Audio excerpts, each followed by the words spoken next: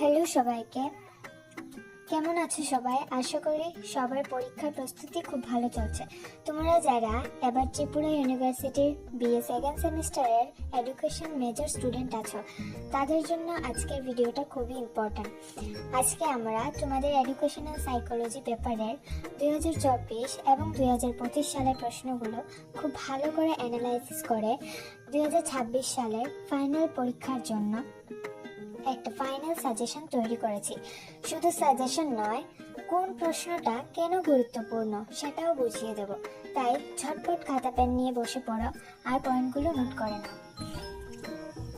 চলো প্রথমে দেখে নেওয়া যাক ইউনিট 1 থেকে কোন কোন 12 মার্কের ব্রড কোয়েশ্চেন আমাদের সবচেয়ে ভালো করে পড়তে হবে।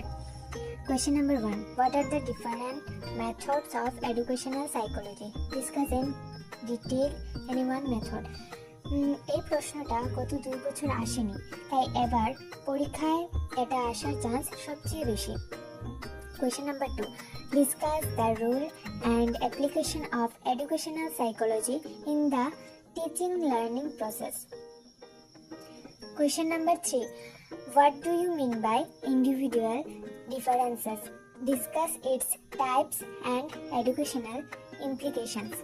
2024 সালে এটা আসলেও এবারের প্রকারভেদ অংশটা ঘুরিয়ে দিতে পারে। এবার আসি ইউনিট 2 তে, যেখানে লার্নিং আর মোটিভেশন আছে। Question number 1. Discuss the primary laws of Thorndike trial and error theory of learning and state its educational implications, or explain Skinner's operant conditioning theory. গত বছর ক্লাসিক্যাল অনুবর্তন এসে গেছে, তাই এবার থর্নডাইক বা স্কিনারের থিওরি আসার চান্স খুব বেশি। Question number 2. Discuss the detail the factors associated with learning. Explain the relationship between learning and maturation. Question number 3. What is meant by the constructivist approach of learning? Discuss it briefly. চলো এবার দেখে নিই unit 3 অর্থাৎ intelligence R creativity part. Question number 1. Discuss in detail Gardner's theory of multiple intelligence, or explain Guilford's structure of intellect model. গত বছর স্পিয়ারম্যানের theory এসে গেছে, তাই এবার এই দুটো থিওরি আসার চান্স খুব বেশি। Question number 2. What do you mean by creativity?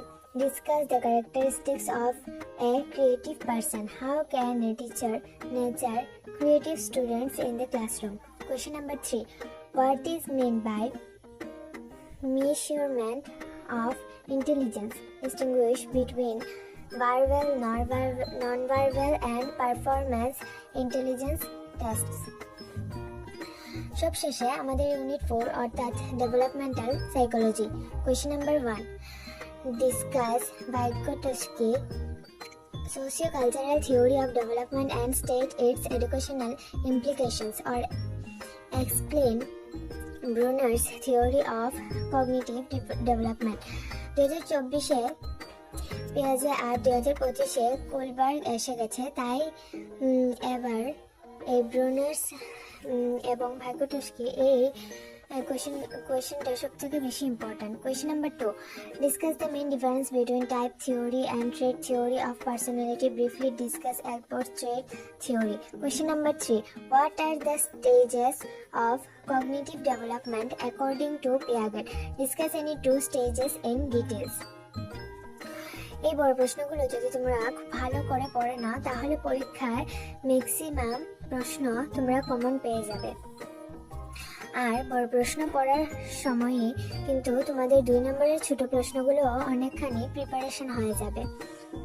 তোমাদের সুবিধার জন্য এই কোয়েশ্চেনগুলো আমি স্ক্রিনের মধ্যে দেখিয়ে দিয়েছি, যাদের প্রয়োজন তারা নোট করে নেবে। যাদের নোটসের প্রয়োজন তারা স্ক্রিনে দেওয়া নম্বরে যোগাযোগ করতে পারো। ভিডিওটা ভালো লাগলে লাইক করে দাও এবং তোমাদের বন্ধুদের সাথে শেয়ার করে দাও, যাতে সবাই এই কোয়েশ্চেনগুলো পেতে পারে। আর চ্যানেলটা সাবস্ক্রাইব করতে একদম ভুলো না। দেখা হচ্ছে পরের ভিডিওতে। All the best.